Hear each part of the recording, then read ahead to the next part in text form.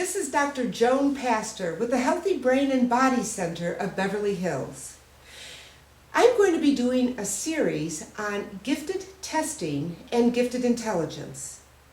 Now, a number of you might be parents who have questions about, well, is my child gifted? And how do I find out? That's a really good question.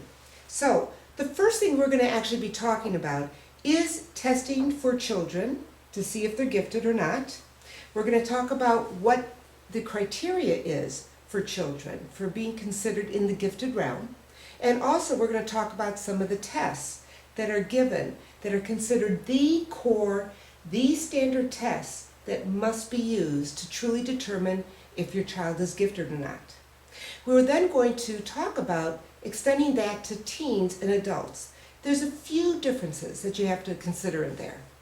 The next thing we're going to then be looking at is characteristics of children and teenagers and even adults, that are gifted. So what are some of the special, unique characteristics they might have?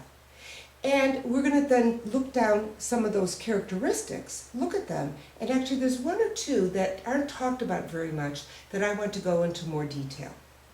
So, just to start real quickly, the thing that you want to know most about getting your child tested to see if they're gifted is to understand what is the criteria that schools generally use to determine or not your child qualifies for their gifted curriculum.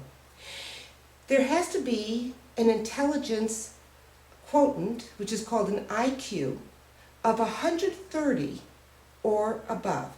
That means their overall IQ score must be a minimum of 130.